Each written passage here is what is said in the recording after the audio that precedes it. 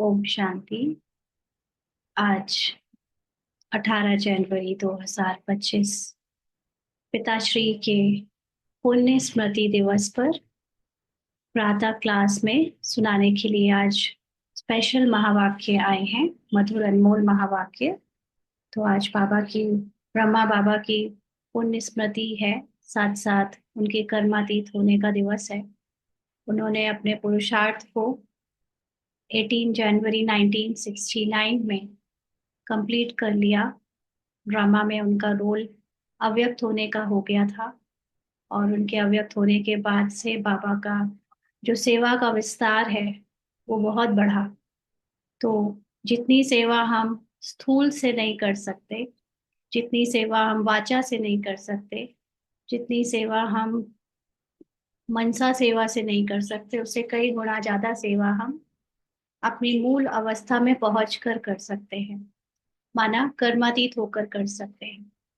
तो हम सब भी याद रखें, बाबा ने आज की मुरली में तो नहीं लेकिन पहले की मुरलियों में कहा है कि बाबा का पार्ट तो था कर्मातीत होकर अव्यक्त होने का, लेकिन आप बच्चों को शरीर में रहते हुए कर्मातीत के समान होना है, क्योंकि आपका पार्ट है प्रत्यक्ष होने का।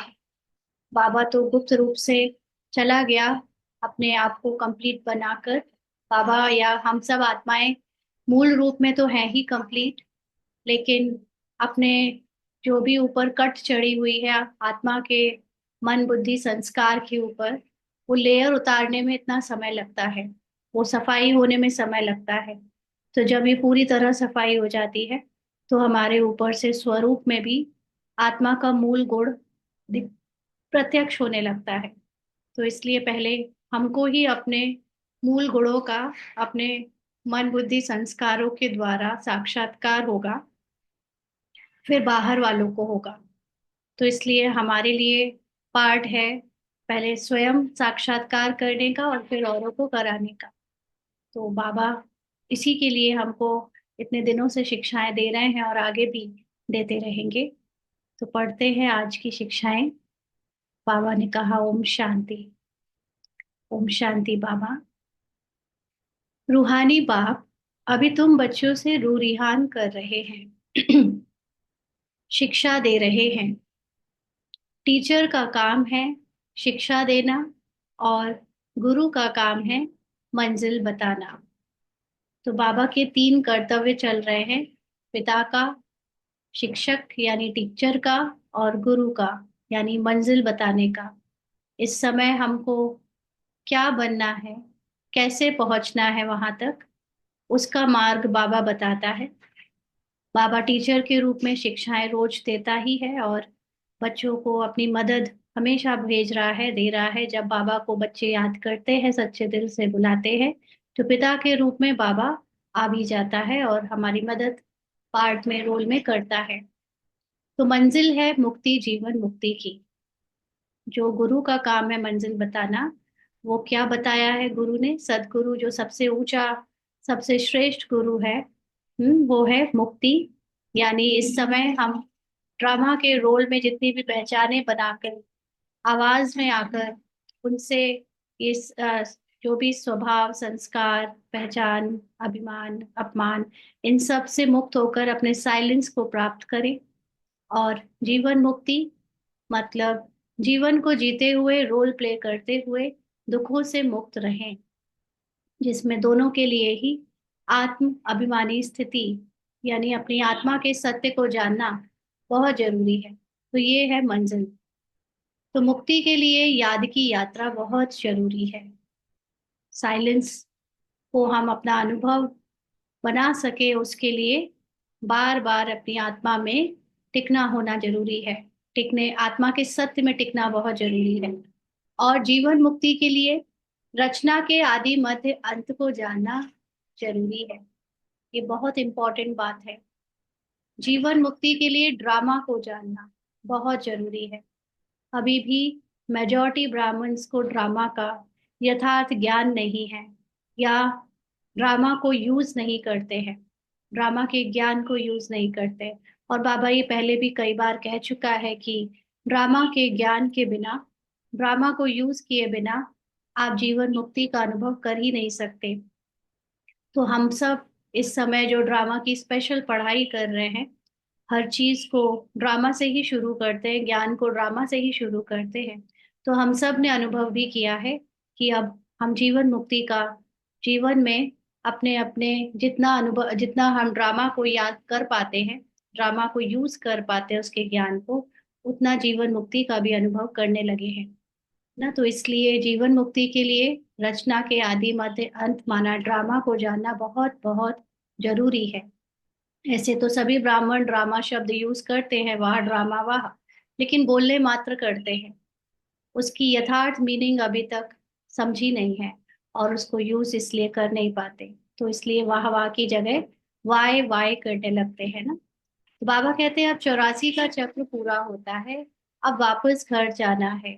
माना अब ये ड्रामा का सर्कल स्टोरी 5000 साल की ओवर होने वाली है, इसलिए अब सबको अपने साइलेंस में वापस लौटना है। अपने साथ ऐसी ऐसी बातें करने से बड़ी खुशी आएगी और फिर दूसरों को भी खुशी में लाएंगे। जब हम लोग यूज करते हैं कि बनी बनाई बन रही और कुछ बननी बाकी नहीं, तो ये सब ज्ञान औरों को भी खुश कर देता है, क्योंकि बहुत सारे लोगों का दुख का कारण ही है पास्ट और फ्यूचर की याद, पास्ट और फ्यूचर की चिंता। तो जब पास्ट और फ्यूचर की कोई बात ड्रामा से समाप्त हो जाती है, तो फिर खुशी तो अपने आप महसूस होने लगती है। दूसरों पर भी मेहर करनी है, रास्ता बताने की। जो मार्ग हमने चुना है इतना सहज मार्ग है, औरों को भी बताने का कर्तव्य करना है। तमो प्रधान से सतो प्रधान बनाने की। सबके मन, बुद्धि, संस्कार तमो प्रधान पार्ट में आ चुके हैं, अब सबको वापस सतो प्रधान बनाना, माना उनको बाबा का ज्ञान देकर उनके सत्य में टिकाने का हमको उन पर कृपा करनी है।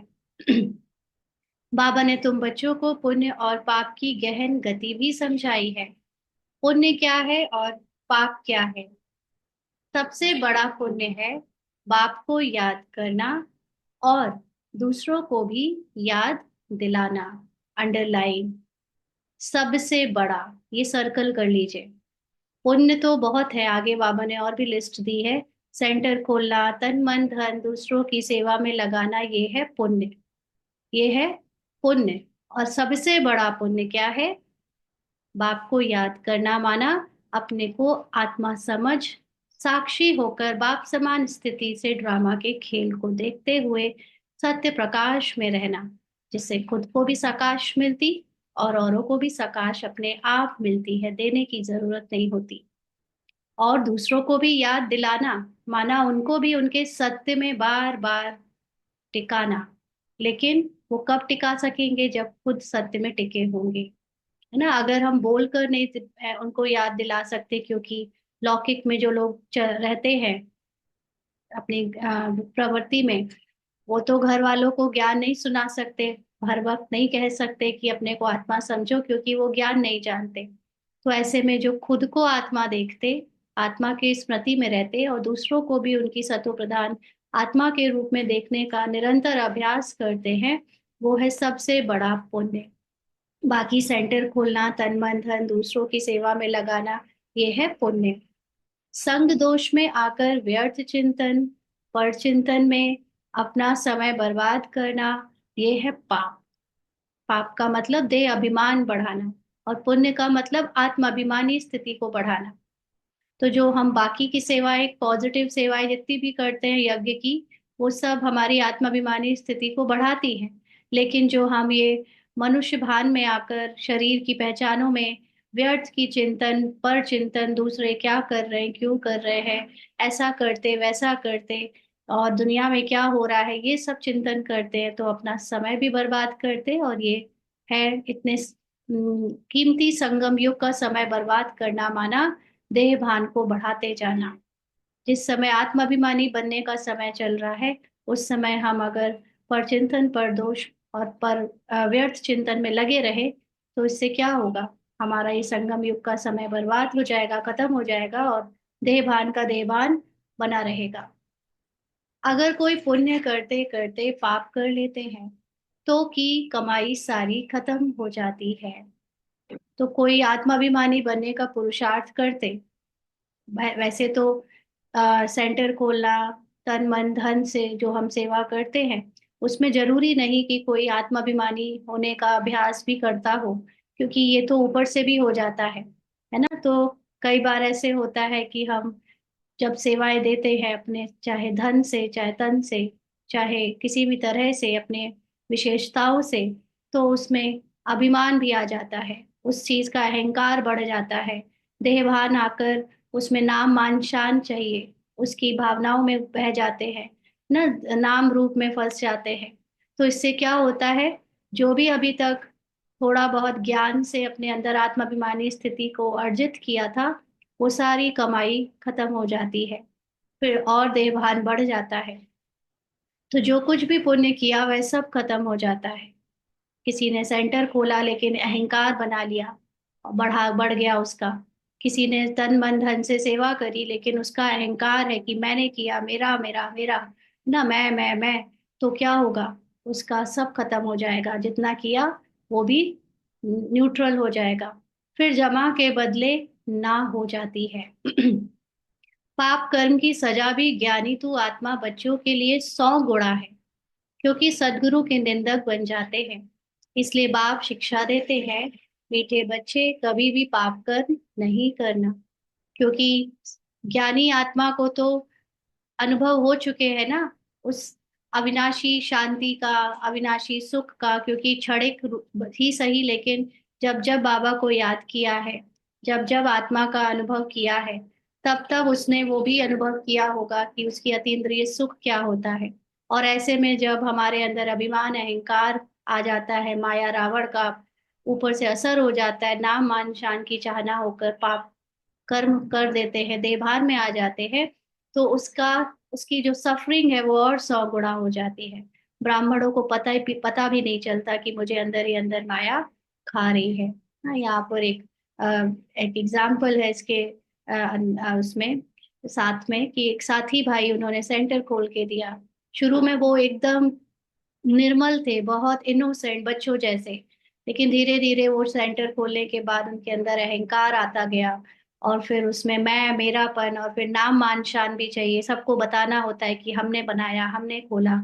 आज उनको देखते हैं तो भले ही वो सेवाएं बहुत दे रहे हैं, बहुत सहयोग करते हैं यज्ञ में, धन से भी तन से भी, लेकिन मुख्य बात उनका चेहरा इतना उतर चुका है, इतना अंदर ही अंदर जैसे कोई खा रहा हो ऐसा सब नोटिस करते हैं कि अंदर से उनके बहुत खुशी गायब है, सच्ची खुशी। वो भले ही कहे कि हम ऊपर से कि हम बाबा के बच्चे तो हम खुश हैं, लेकिन कहीं ना कहीं ऐसे देखने में आता है कि जिसने भी अपने ये निमित्त बनने का अहंकार किया है, और अपनी आत्म अभिमानी स्थिति को नहीं बढ़ाया, फिर उसको सजा और भी 100 गुणा मिलती है।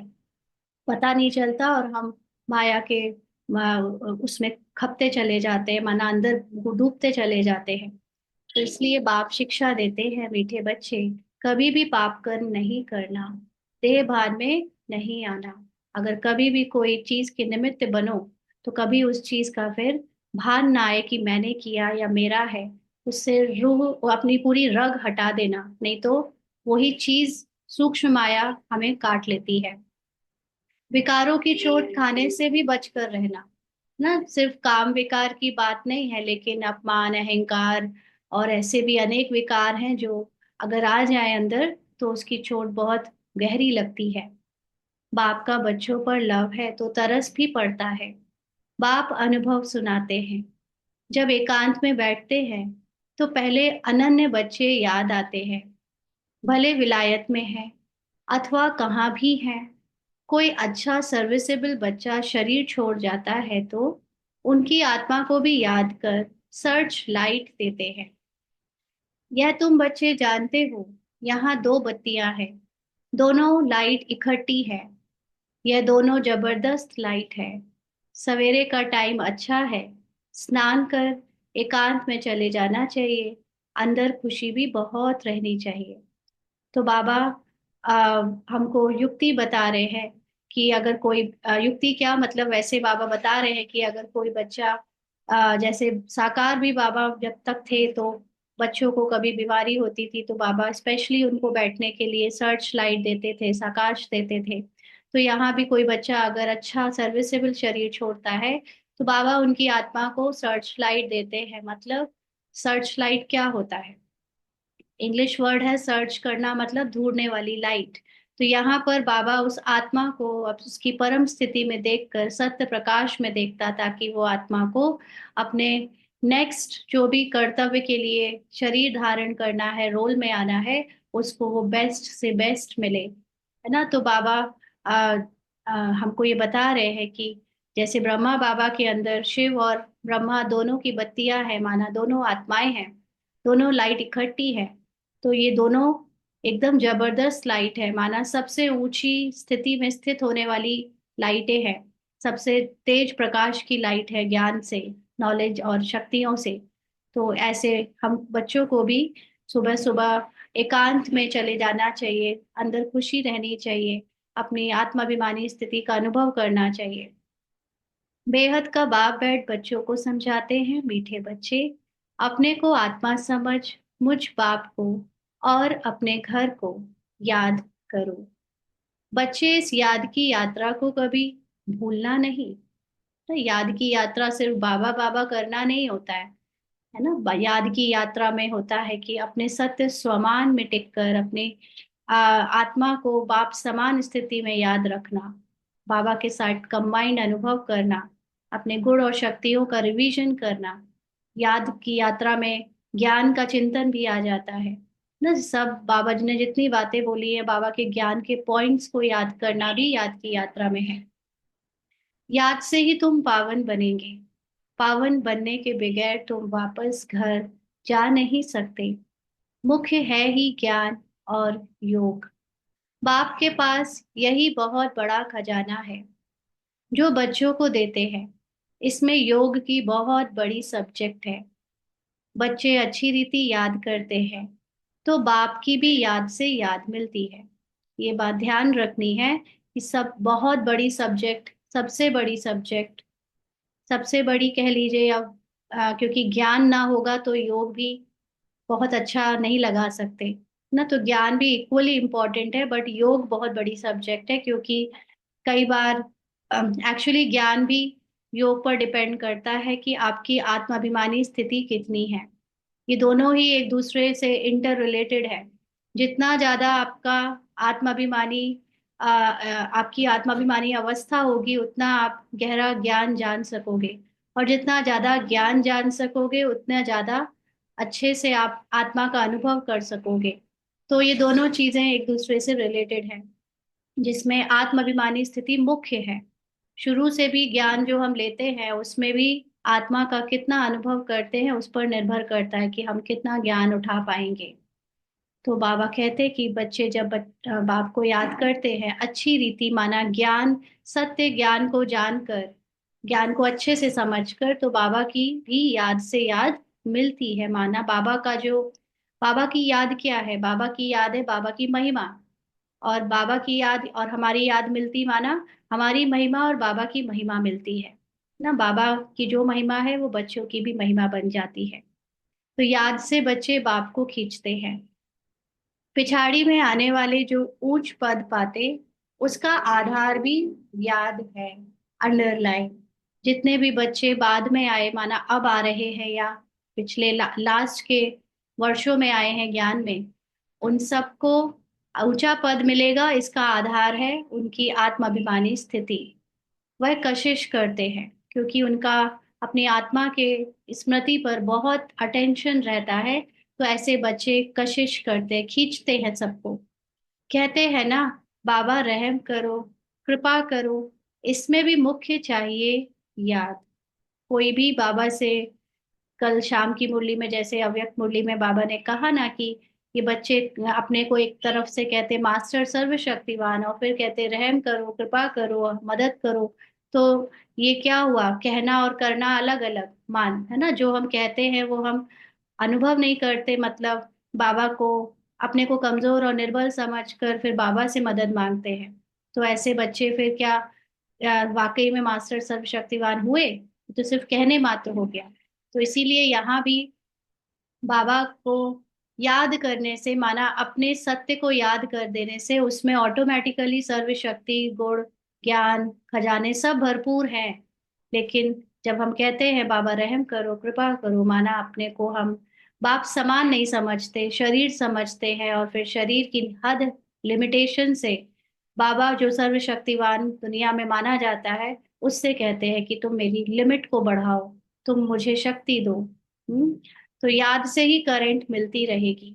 जो अपने को आत्मा समझता रहेगा और आत्मा का अनुभव करता रहेगा, उसको बाबा की करंट माना, बाबा का जो कुछ भी अंदर गुण, महिमा, शक्ति है, वो सब खुद की अनुभव होती रहेगी। इससे आत्मा हेल्दी बनती है, भरपूर हो जाती है। क्योंकि बाबा का ज्ञान हमें याद दिलाता है कि हम आत्मा हैं, और आत्मा कभी बीमार नहीं होती। तो जब हम आत्मा का अनुभव कर लेते हैं और उसमें टिक जाते हैं, तो फिर हम, शरीर चाहे कितना भी बीमार हो, मन में चाहे कितने भी संकल्प, व्यर्थ विकल्प का बहाव आए, लेकिन आत्मा जानती है कि वो एवर हेल्दी है, उसको कुछ नहीं हुआ है, उसको कुछ हो ही नहीं सकता। तो वो भरपूर भी रहती है। वो फिर ड्रामा के रोल की कमजोरी से अपनी पहचान नहीं बनाती। कोई समय बाप को किसी बच्चे को करंट देनी होती है, तो नींद भी फिट जाती है। यह फुरना लगा रहता है कि फलाने को करंट देनी है। करंट का मतलब क्या है? उसको उसके सत्य प्रकाश में देखना। कोई बच्चा शरीर छोड़ रहा है, छोड़ दिया है, या बीमार है शरीर से, और उसको तो, क्योंकि बाबा के समय पर तो बच्चे इतने आत्माभिमानी नहीं बने थे, बहुत अच्छी अभ्यास किए थे बच्चों ने, लेकिन फिर भी बीमारी आदि में बच्चों को दुख और दर्द फील होता था। तो बाबा फिर उनको उनके सत्य प्रकाश में देखकर वाइब्रेशन से उनकी आत्मिक अवस्था को स्ट्रांग बनाते थे ना। तो इसलिए बाबा को फुरना लगा रहता था कि बच्चों को उनके सत्य में देखें, उनको करंट दे। तुम जानते हो करंट मिलने से आयु बढ़ती है।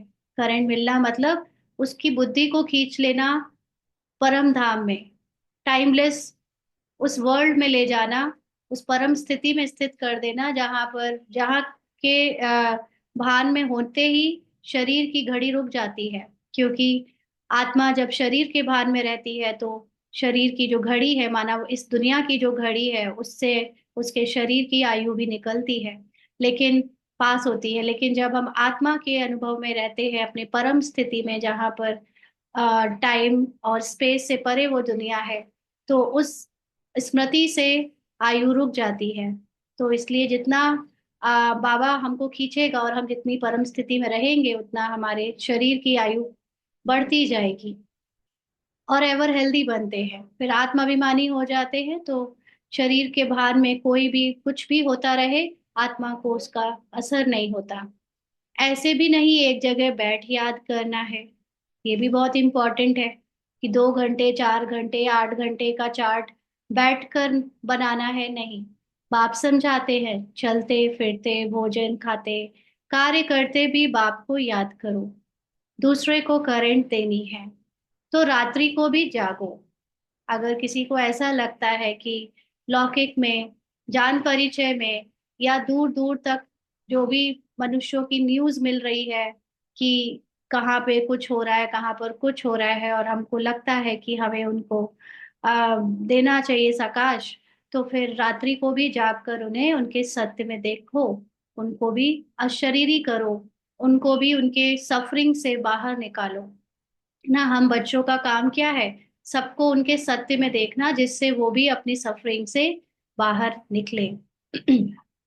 बच्चों को समझाया है, सवेरे उठकर जितना बाप को याद करेंगे, उतना कशिश होगी। जितना ज्यादा हम अपनी आत्माभिमानी स्थिति को बनाते हुए बाबा को, सुबह से ही जब हम दिन की स्टार्टिंग करते हैं, तब से ही अगर बाबा के साथ अपनी स्मृति को शुरू करेंगे, माना दिन को शुरू करेंगे, तो फिर पूरे दिन उसकी कशिश रहेगी, उस अट्रैक्शन में रहेंगे बाबा के साथ कंबाइंड रूप में। बाप भी सर्च लाइट देंगे, बाबा भी हमारे साथ। फिर चारों तरफ सर्च लाइट का मतलब, जैसे ऊपर समझा कि सर्च लाइट माना वो, जैसे आत्मा भटक जाती है ना, तो उस भटकने का मतलब क्या होता है कि उसको ज्ञान नहीं है कि उसको उसका सत्य क्या है। शरीर को समझ लेने से वो इस स्थूल दुनिया में भटकने लगती है। तो बाबा सर्च लाइट देता है, माना आत्मा को प्रकाश मिलता है, ज्ञान का लाइट मिलती है, नॉलेज की, तो उससे वो अपने सत्य को जानने लगती है या उस सत्य की तरफ खिंचती चली जाती है, आकर्षित होने लगती है। तो आत्मा को याद करना अर्थात सर्च लाइट देना। फिर इसको कृपा कहो या आशीर्वाद कहो। तुम बच्चे जानते हो यह अनादि बना बनाया ड्रामा है। यह हार जीत का खेल है। हार और जीत का मतलब ये नहीं कि तुम हारोगे और मैं जीतूंगी या मैं हारूंगी तो तुम जीतोगे।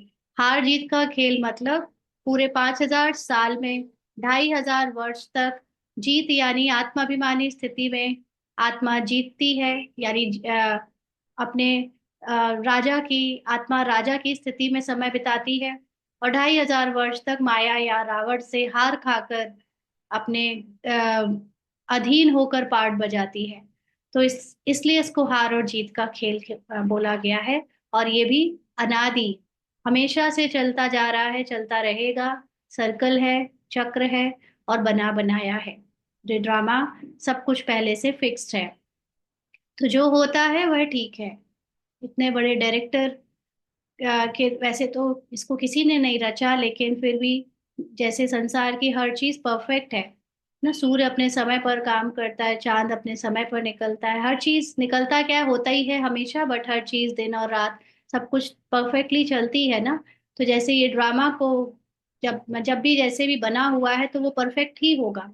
जब बाहर की नेचुरल ब्यूटी इतनी परफेक्टली चल जाती है तो फिर ये ड्रामा में भी जो कुछ हो रहा है वो परफेक्शन से बनाया गया है, किसी का कोई हिसाब किताब ना रह जाए। तो बाबा कहते क्रिएटर को ड्रामा जरूर पसंद होगा ना। बाबा या जैसे जो डायरेक्टर होता है वो कोई मूवी बनाता है, तो पहले तो वो अपने आप से इतना कन्विंस्ड होता है, इतना इम्प्रेस्ड होता है कि वो मानता है कि मैं जो बनाने जा रहा हूँ ये ऑडियंस को जरूर पसंद आएगा, तब तो उसे बनाता है। तो ऐसे ही क्रिएटर को कह ले, बाबा को कह ले, उसको जैसे ड्रामा पसंद होगा तो क्रिएटर के बच्चों को भी पसंद होगा। तो क्रिएटर के बच्चे कौन? जो नॉलेज से जानते हैं ड्रामा चल रहा है, कहानी चल रही है। बाकी जो रोल में डूबे हुए हैं, है ना, भले ही बाबा के बच्चे अपने को कहते तो है लेकिन रोल में डूबे होते हैं तो फिर वो कंप्लेन करते हैं, भगवान ने ऐसा क्यों बनाया, फिर से क्यों मेरे साथ ऐसे करेगा, 5,000 साल बाद क्यों रिपीट होगा, इतना इस तरह से क्या करने की जरूरत थी, क्या, क्यों, कैसे, ऐसे वैसे, है ना। बाबा के बच्चे भी बहुत ऐसा करते हैं, सोचते हैं। तो जो रियल में बाबा के बच्चे मतलब जो खुद क्रिएटर की स्थिति में स्थित है, जो स्वयं आत्माभिमानी स्थिति में स्थित है, बाप समान स्थिति में स्थित है, उन बच्चों को ये ड्रामा बहुत पसंद होगा। इस ड्रामा में बाप एक ही बार बच्चों के पास बच्चों की दिल व जान, सिख व प्रेम से सेवा करने आते हैं। तो ये वो समय चल रहा है जब भगवान की हम सेवा ले रहे हैं, उसके दिल पर राज कर रहे हैं, प्रेम उसका अनुभव कर रहे हैं। बाप को तो सब बच्चे प्यारे हैं। तुम जानते हो सतयुग में भी सब एक दो को बहुत प्यार करते हैं, जानवरों में भी प्यार रहता है। तो सतयुग का प्यार कोई शरीर वाला प्यार नहीं होता है, खून का प्यार नहीं होता है कि तुम मेरे खून के रिश्तेदार हो तो बस इसीलिए मैं तुमसे प्यार करता हूँ, बाकी तो कोई मतलब नहीं। सतयुग का प्यार आत्मिक प्यार होता है, मैं मेरा पराया, वहां कुछ होता ही नहीं, है ना। ये कौन अनुभव कर सकता है, कौन जान सकता है कि आत्मिक प्यार क्या होता है? जो संगम युग में आत्मिक प्यार को अनुभव कर रहा है, जो संगम युग में सबको अपना समझता है या किसी को अपना नहीं समझता, दोनों बातें हैं, है ना। जब आत्मा अपने स्थिति में स्थित होती है तो उसका कुछ भी नहीं है, संसार का कोई रिश्ता नाता, शरीर का कोई संबंध नहीं है। लेकिन जब आत्मा पार्ट में आत्माभिमानी होकर पार्ट प्ले करती है तो उसको सब अपने लगते हैं, क्योंकि सब बाबा के बच्चे हैं। तो इसलिए दोनों चीजें हैं। जानवरों में भी वहां प्यार रहता है। ऐसे कोई जानवर नहीं होते जो प्यार से ना रहे। तो तुम बच्चों को यहाँ मास्टर प्यार का सागर बनना है। अंडरलाइन, भगवान को प्यार, कई लोग भक्ति में या वैसे भी नॉलेज से, जो दूसरी नॉलेज है बाहर की, उसके अकॉर्डिंग कहते हैं कि God is what, God is love. है ना। ये संसार लव से चल रहा है, लेकिन वो जो तामसिक तमो प्रधान बुद्धि वाले हैं वो समझ लेते हैं प्यार का मतलब विकारों से चल रहा है। लेकिन यहाँ विकार वाले प्यार की बात नहीं है। ये प्यार है सच्चा सच्चा आत्मिक प्यार ना, जिसमें निस्वार्थ स्नेह है एक दूसरे के प्रति। तो हमको भी इस समय ऐसे ही औरों के लिए, सबके लिए मास्टर प्यार का सागर बनना है। यहाँ बनेंगे तो वह संस्कार अविनाशी बन जाएंगे। बाप कहते हैं, कल पहले मिसल हूबहू फिर से प्यारा बनाने आया हूं। तो ऐसा नहीं है कि हमारे अंदर ये नफरत, ये गुस्सा, ये ईर्ष्या द्वेष हमेशा से था। ये मन बुद्धि संस्कार जहाँ से ओरिजिन हुई है, इसका सोर्स जो आत्मा है वो तो है ही हमेशा से प्रेम से भरी भरपूर स्नेह का सागर। लेकिन उसका पार्ट मन बुद्धि संस्कार जो बजाती आई, वो ड्रामा की कहानी के अनुसार रजो और तमो से गुजरा, और इसलिए उसके अंदर ईर्ष्या द्वेष अहंकार, अपना मेरा पराया भर गया। तो अब बाबा हमको फिर से ये याद दिलाने आया है कि लौट चलो अपने घर, जहां से आए हो, उस प्रेम के सागर के सोर्स से जहां से निकले हो वहां पर फिर से अपने को स्थित कर लो।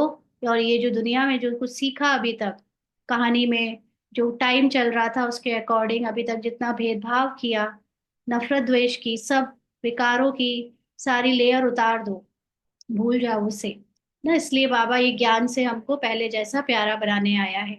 कभी किसी बच्चे का गुस्से का आवाज सुनते हैं तो बाप शिक्षा देते हैं, बच्चे गुस्सा करना ठीक नहीं है, इससे तुम भी दुखी होंगे, दूसरों को भी दुखी करेंगे ना। जब हम देह भान में आकर गुस्सा करते हैं तो क्या होता है, खुद के भी रोम रोम में आग लग जाती है, खुद को भी दुख देते, शरीर को मतलब दुख देते, और आत्मा भी अपने सत्य को जानती नहीं तो मन भी गर्म हो जाता है, यानी मन भी उस दुख को फील करता है, और दूसरा जिसके ऊपर उतार रहे गुस्सा वो भी दुखी होता है। तो इसलिए बाबा कहते हैं कि बच्चे ये गुस्सा करना अपने रोल से भी छोड़ दो, है ना। सदा सदा बाप सदा काल का सुख देने वाला है, तो बच्चों को भी बाप समान बनना है। एक दो को कभी दुख नहीं देना है, बहुत बहुत लवली बनना है। तो लवली कब बनेंगे, ऊपर से कोशिश करेंगे सिर्फ लवली बनने की तो बन पाए, और नहीं बन पाए दोनों हो सकता है, क्योंकि जब कोई पुराना संस्कार हावी हो जाता है तो वो वैसे ही बजा लेता है।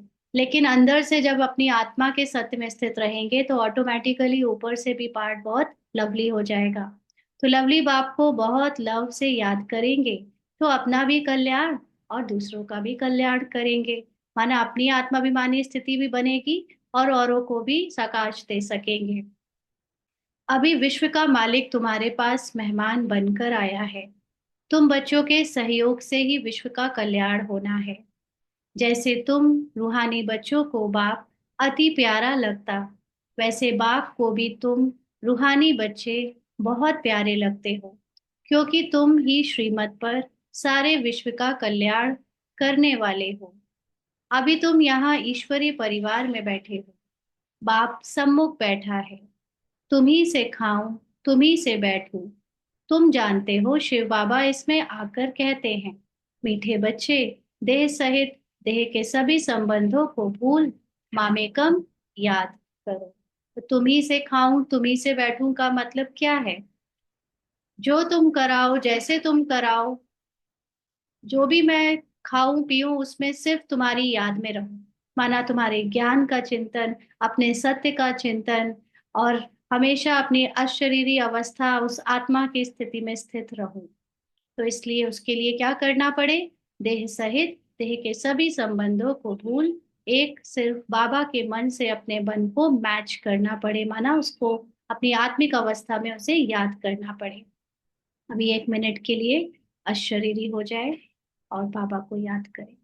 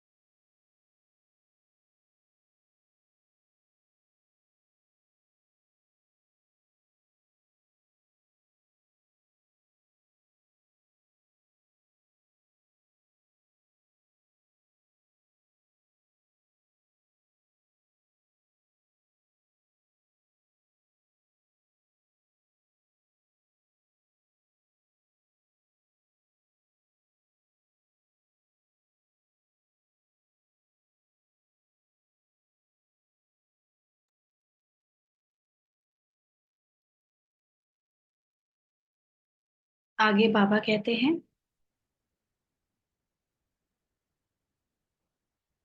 यह अंतिम जन्म है। यह पुरानी दुनिया, पुरानी देह खलास हो जानी है। कहावत भी है, आप मुए मर गई दुनिया।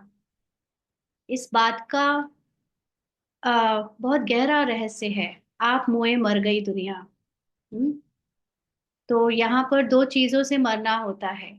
एक तो हम शरीर के भान में जब मतलब रोल में है, तब हम पुरानी बुद्धि मतलब पुरानी बुद्धि, पुराने मन, पुराने संस्कार, पुराने शरीर को जो बुद्धि से भुलाते जाते हैं और अपने सत्य में टिकते जाते हैं। तो वो वाला मरना हुआ।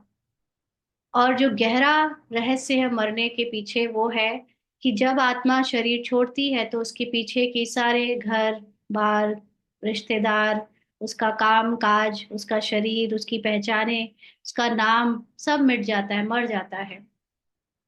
तो अभी इस समय हमारे अंदर जो स्मृति चल रही है, बाबा जिसको जगा रहा है, उसमें हम देखें कि जैसे जैसे हम पुरानी दुनिया से, पुरानी स्मृति से छूटते जा रहे हैं, मरते जा रहे हैं, तो हमारे लिए वो दुनिया की इम्पोर्टेंस खत्म होती जा रही है ना। इसलिए ये आखिरी जन्म में अब हमको पिछले 63 जन्म के स्वभाव, संस्कार, नाम, पहचान, जो भी संकल्प में सबकॉन्शियस माइंड में फीड है, जो कुछ भी, उस सब से अपने को पीट कर लेनी है, उससे अपने को डिटैच कर लेना है। पुरुषार्थ के लिए थोड़ा सा संगम का समय है। तो मेन पुरुषार्थ की बात क्या है कि पुरानी पहचानों को मिटाना। आत्मा तो हम हैं ही। आत्मा को याद करना भी पुरुषार्थ है, या पुरानी चीजों को, देह भान की चीजों को भुलाना भी पुरुषार्थ है। दोनों चीजें कर सकते हैं। लेकिन पुरानी चीजों को या देहभान की चीजों को भुलाएंगे तो बुद्धि को कहीं तो टिकाना पड़ेगा, कुछ तो याद करना पड़ेगा ना। तो उसके लिए या तो बाबा को याद करें या अपने सत्य आत्मा के महिमा को याद करें, स्वमान को याद करें। तो ये समय संगम का इसी के लिए मिला है। बच्चे पूछते हैं, बाबा यह पढ़ाई कब तक चलेगी?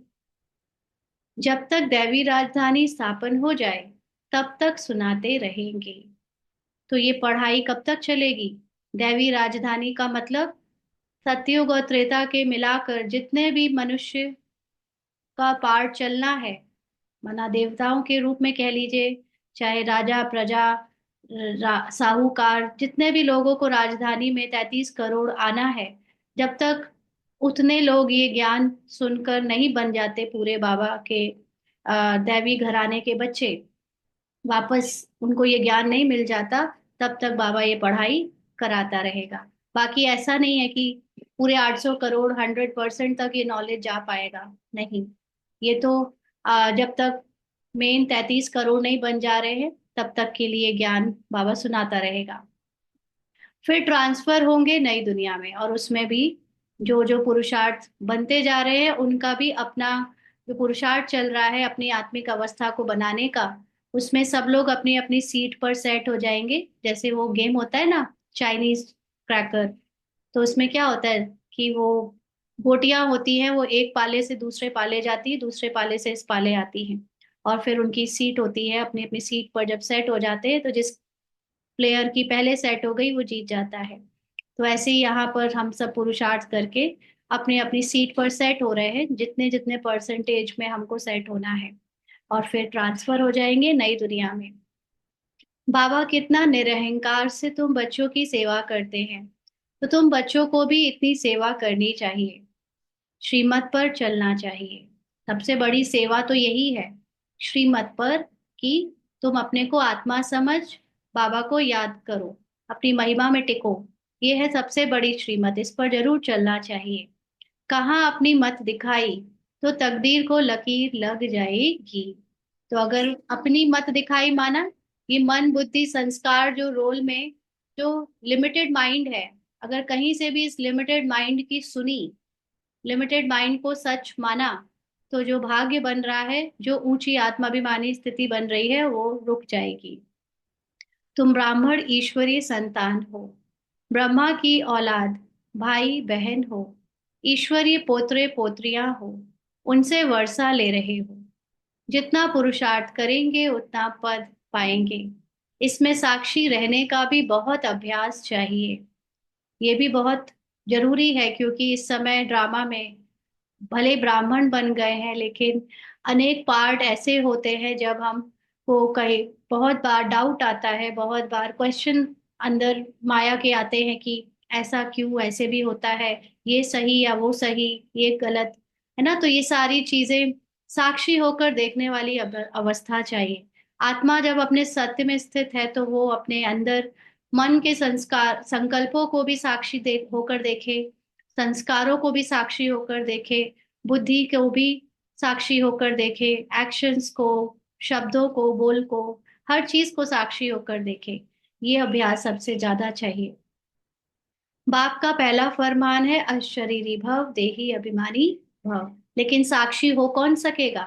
पार्ट अगर साक्षी होगा कि एज अ मदर मैं साक्षी हो जाऊं और बच्चे के पार्ट को देखूं साक्षी होकर, तो नहीं हो सकती।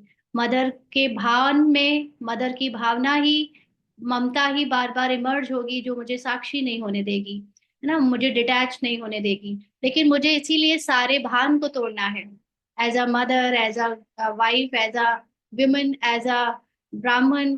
हर फिजिकल रोल की आइडेंटिटी जो भी बनाई है, यहाँ तक कि संस्कारों से, संकल्पों से भी जो पार्ट में पहचान बना रखी है, वो सब तोड़नी है। अशरीरी होना है, देही अभिमानी, आत्माभिमानी होना है, तब साक्षी हो सकेंगे।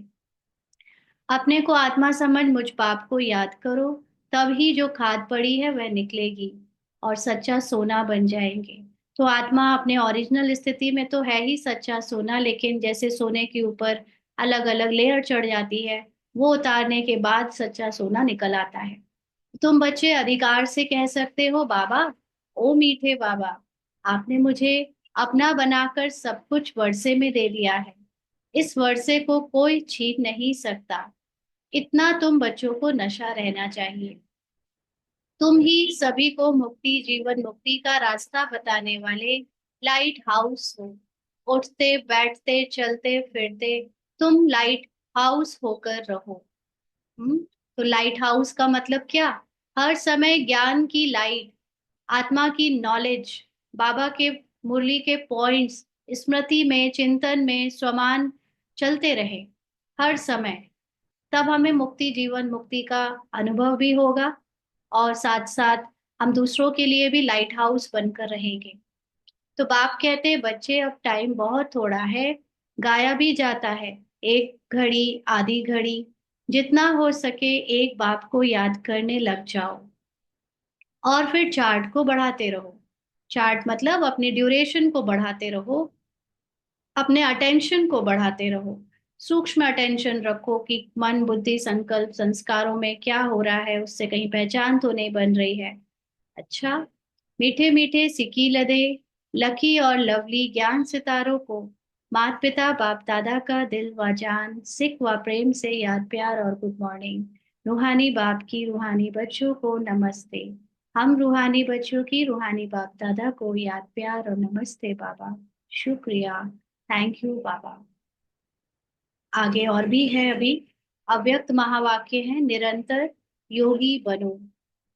जैसे एक सेकंड में स्विच ऑन और ऑफ किया जाता है, ऐसे ही एक सेकंड में शरीर का आधार लिया और फिर एक सेकंड में शरीर से परे अशरीरी स्थिति में स्थित हो जाओ। ऐसा अभ्यास किया है?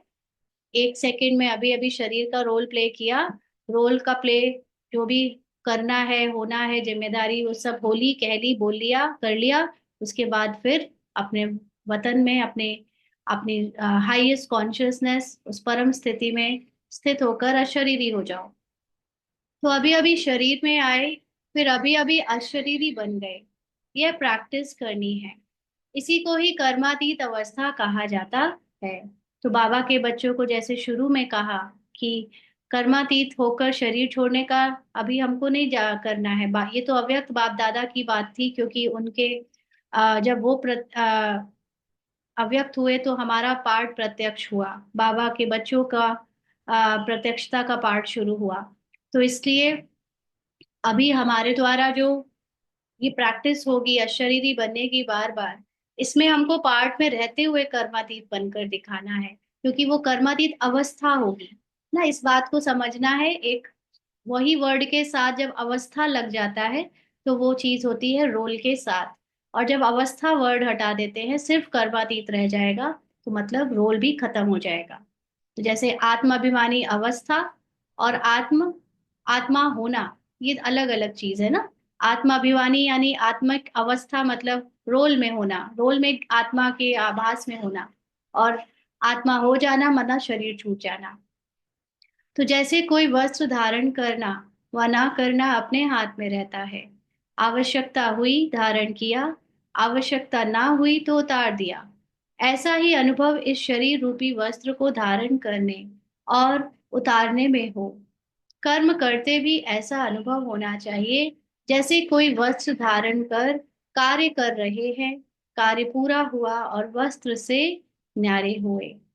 कभी कोई ऐसी ड्रेस पहनकर कोई पार्ट प्ले करना पड़ता है, जैसे ना, जो आपकी फिटिंग का ना हो, जिस जो चुभ रहा हो, तो अब जरूरी है, करना पड़ रहा है, तो उतनी देर के लिए कर तो लेते हैं, लेकिन फिर क्या लगता है, अरे हटाओ जल्दी से इसको उतारो, है ना। तो ऐसे ही ये शरीर अब हमको चुभना चाहिए। ये शरीर का भान, शरीर की स्मृतियां, पहचाने चुभनी चाहिए। कि जैसे ही इनका पार्ट प्ले हुआ, अरे हटाओ हटाओ, मैं नहीं हूँ किसी की माँ, किसी नहीं हूँ, किसी की पत्नी नहीं हूँ, स्त्री नहीं हूँ, पुरुष। मुझे तो अपने साइलेंस में टिकना है, एकदम अपनी उस परम स्थिति को अनुभव करने लग जाना चाहिए। तो शरीर और आत्मा दोनों का न्यारापन चलते फिरते भी अनुभव हो। जैसे कोई प्रैक्टिस हो जाती है ना, लेकिन यह प्रैक्टिस किन्हें हो सकती है, बाबा पूछ रहा है। ये प्रैक्टिस न्यारेपन की, शरीर और आत्मा को अलग अलग समझने की, ये किन्हें हो सकती है? जो शरीर के साथ व शरीर के संबंध में जो भी बातें हैं, शरीर की दुनिया, संबंध व अनेक जो भी वस्तुएं हैं, उनसे बिल्कुल डिटैच होंगे। माना ड्रामा के रोल से, कहानी से, किरदारों से बिल्कुल डिटैच होंगे। जरा भी लगाव नहीं होगा। यहाँ तक कि संकल्पों से, संस्कारों से, अनुभवों से भी न्यारे होंगे। उनसे भी लगाव ना हो, तब न्यारा हो सकेंगे, तब एक सेकंड में आत्मा में स्थित हो सकेंगे। अगर सूक्ष्म संकल्प में भी हल्कापन नहीं है, माना कोई सेवा खींच रही है या कोई भान खींच रहा है, कोई भी शरीर के संकल्प या संस्कार खींच रहे हैं, तो डिटैच नहीं हो सकते, तो न्यारेपन का अनुभव नहीं कर सकेंगे। तो हर एक को अब यह प्रैक्टिस करनी है, बिल्कुल ही न्यारेपन का अनुभव हो। तो इसका मतलब ये नहीं है कि संकल्प आएंगे नहीं, या संस्कार पुराने इमर्ज होंगे नहीं। सब कुछ होते हुए भी, या जो बुद्धि है वो उल्टी सीधी चीजें दिखाएगी नहीं। सब कुछ होगा, लेकिन मैं वो नहीं हूँ, मैं उनसे डिटैच्ड हूँ, न्यारापन अनुभव होना चाहिए। इस स्टेज पर रहने से अन्य आत्माओं को भी आप लोगों से न्यारेपन का अनुभव होगा। फॉर एग्जाम्पल, जैसे अभी अभी किसी से हमारा रोल में बहुत जोर का कुछ कहा सुनी मतभेद हुआ, लेकिन एक सेकंड में ही मैं वो पास्ट भूल गई और अपने प्रेजेंट में टिक गई आत्माभिमानी स्थिति में। तो अभी एक सेकंड में ही मैं उससे फिर से पहले के प्यार से बात करने लगूं, प्यार से उसको हैंडल करने लगूं। एक सेकंड में उस, मतलब जो जो भी चीजें एक सेकंड पहले भी हुई हैं, उसका जरा भी प्रभाव मेरे ऊपर प्रेजेंट में ना रहे। किसी से कहा सुनी हुई, किसी से मतभेद हुआ, किसी से मनभेद हुआ, या कोई भी बात ऊपर नीचे हुई, उसका तुरंत एक सेकंड में हुआ और वो वहीं का वहीं छूट गया, और इस सेकंड में बिल्कुल नॉर्मल हो गई। मैं अपनी आत्मा के सत्य में, साइलेंस में और प्रेम स्वरूप में टिक गई। इतना न्यारापन जैसे जैसे मेरा बढ़ता जाएगा, प्रेजेंट में रहने का अनुभव और पास्ट की एक सेकंड पहले की चीज को छोड़ने का, बात को छोड़ने का अनुभव, तो दूसरों को भी मेरे से न्यारेपन का अनुभव होगा। इसको कहते हैं प्रत्यक्षता होना। तो इस स्टेज पर रहने से अन्य आत्माओं को भी आप लोगों से न्यारेपन का अनुभव होगा, और वह भी महसूस करेंगे, और फिर वो भी छोड़ पाएंगे उस बात को। वो भी महसूस करेंगे, वो भी न्यारे होने लगेंगे। अनुभव किया है ऐसा किसी ने अभी, कि जब कोई बात को पहले हम लेकर बैठे रहते थे, तो दूसरे भी लेकर बैठे रहते थे। अब जितनी बातें हम छोड़ते जाते हैं, हम नॉर्मल स्थिति में हो जाते हैं, तो दूसरे भी हो जाते हैं। किया है ना? राइट। तो ये कितना सुंदर अनुभव है, जीवन मुक्ति है बिल्कुल, है ना। कि बात जब हो रही है तब हो गई, लेकिन जब बीत गई तब उसके बारे में बिल्कुल चिंता नहीं, बिल्कुल दोबारा रिपीट नहीं, मन में भी ना आने पाए। आती है तो उसको तुरंत चुप करा दिया जाता है, बस अब नहीं सोचो, है ना। जैसे कोई कोई भाई बहनें पूछती है कि अभी हमारे युगल में कभी कभी वासना आ जाती है, वो हमको परेशान करने लगते हैं, तो जिस वक्त किया उस वक्त किया, अब छोड़ दो, एक सेकंड भी मत सोचो कि किया उन्होंने क्या किया, क्योंकि सबका कचरा निकल रहा है। ऐसी किसी ने क्रोध किया, किसी के युगल ने या बॉस ने या बाहर किसी ने भी, जब किया सो किया, बस खत्म, उसके बारे में एक सेकंड बाद भी नहीं सोचना है। इस लेवल का पुरुषार्थ हमें करना है। जितने न्यारे हम होते जाएंगे वो भी छोड़ता जाएगा, उसका भी वो पार्ट खत्म होता जाएगा, क्योंकि वो उसका भी कचरा निकल रहा है ना। तो इसलिए इतना हमको न्यारेपन का अनुभव करना है, महसूस करें। तो बाबा कहते हैं जैसे योग में बैठने के समय कई आत्माओं का अनुभव होता है ना, यह ड्रिल कराने वाली न्यारी स्टेज में है। ऐसे चलते फिरते फरिश्तेपन के साक्षात्कार होंगे।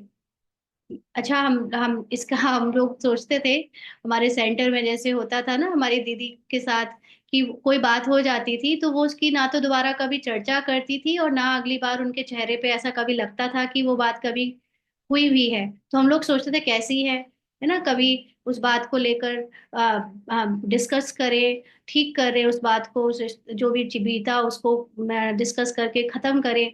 वो नहीं, ना वो बात करती थी, ना वो चेहरे पे उसको लेकर सोचती थी। तो हम लोग सोचते थे ये कैसा है, ये कैसे करते हैं। अब पता चला कि क्यों ये ऐसे होता है ना, गुप्त रूप में वो लोग भी इस चीज को समझ चुके हैं, वो भी इसका पुरुषार्थ करते हैं, कि वो लोग भी पुरानी बात को लेकर बैठे नहीं रहते, या उस बात के बारे में सोचते नहीं रहते, उठाते नहीं पुरानी बातें। जो अच्छे पुरुषार्थी निमित्त भी हैं उनका भी ऐसे ही है ना। तो हमको भी ये समझकर बहुत न्यारे होकर रहना है। तो ऐसे चलते फिरते फरिश्तेपन के साक्षात्कार होंगे। यहाँ बैठे हुए भी अनेक आत्माओं को, जो भी आपके सतयुगी फैमिली में समीप आने वाले होंगे, उन्हों को आप लोगों के फरिश्ते रूप और भविष्य राजपद के दोनों इकट्ठे साक्षात्कार होंगे। तो फरिश्ता रूप ही मतलब जिसने एक सेकंड बीती हुई बात को भी छोड़ दिया है ना, कोई ड्रामा से कोई भी उसका अटैचमेंट ही नहीं है, वो अपने निराकारी स्वरूप में स्थित रहता है, एकदम निश्चिंत और बेफिक्र रहता है। तो उसका रोल भी एकदम हल्का होगा।